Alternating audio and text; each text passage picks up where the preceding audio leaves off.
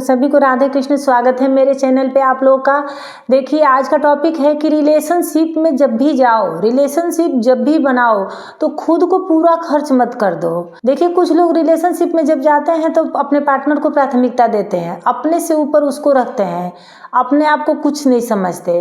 तो ठीक है, आपकी प्राथमिकता है, लेकिन खुद को भी प्राथमिकता दो, इक्वल दो कम से कम।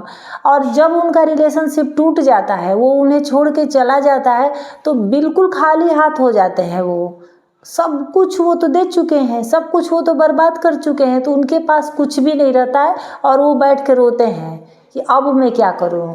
तो जो आपके मन में आज ये सवाल आ रहा है कि अब मैं क्या करूं, तो ये थोड़ा सा पहले सोच लेते तो आज ये आपकी हालत ये नहीं होती। तब तो आप यही सोच रहे थे कि मैं इसके लिए क्या करूं, मैं इसके लिए क्या करूं, मैं ऐसा क्या करूं कि ये मुझे प्यार करे और ज़्यादा प्यार करे, ये बस मुझे ही सोचे, मुझे ही जाने, मेरे ही साथ रहे। तो आप बस उसके लिए सोच रहे थे कि क्या करूं क्या करूं। अब बैठ के पछताने से क्या फ़ायदा है कि अब मैं क्या करूं। और इस चक्कर में आपने क्या किया कि जो आपके पास नहीं था, जो था आपने तो उसको दे दिया, लेकिन जब आप पूरा का पूरा खर्च हो गए, आपके पास बिल्कुल भी नहीं था, फिर आपने क्या किया कि इधर से लिया कुछ इमोशन, इधर से लिया उधर से लिया, जैसे मतलब जैसे तैसे जुगत लगाई, जुगाड़ लगाया और वो सब उसको देते गए कि नहीं ये मुझे छोड़े नहीं, जाए नहीं कहीं।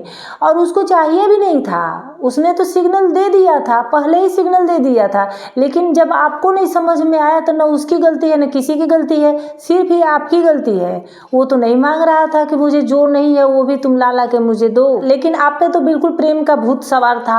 आप तो अपने इमोशन की ट्रेन पटरी पे बिना सिग्नल के दौड़ाते गए, सरपट दौड़ाए जा रहे हैं। तो ये तो होना ही था। तो जब वो इंसान आपको टाटा बाय बाय करके चला गया तो आप मछली की तरह तड़प रहे हो, बिल्कुल बेचैन हो। तो आपको थोड़ा सा पानी तो खुद के लिए भी बचा के रखना था कि मैं भी थोड़ा सा कभी न कभी तो मुझे भी काम आएगा।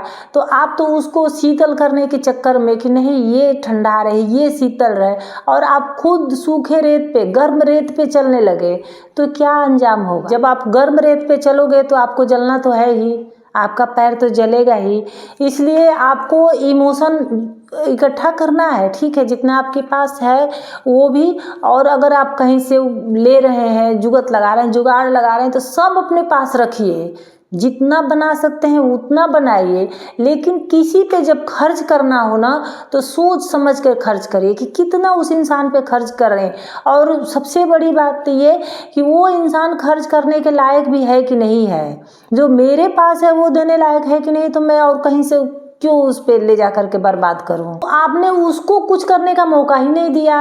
अरे कुछ मौका उसको भी तो दो, थोड़ा सा डगमगा करके देखो कि वो हाथ थामने आ रहा है कि नहीं आ रहा है। जब हाथ थामने आ रहा है तब तो वो सच्चा पार्टनर है, वो पूरे लाइफ टाइम के लिए सही है।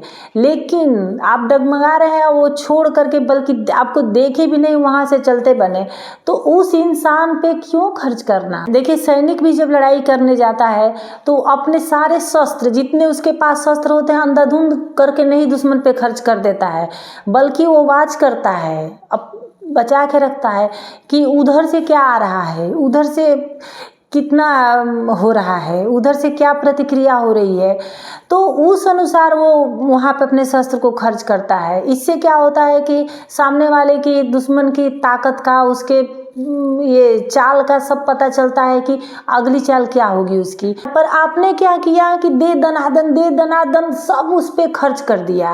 और खर्च क्या किया आपने, बिल्कुल छलनी कर दिया।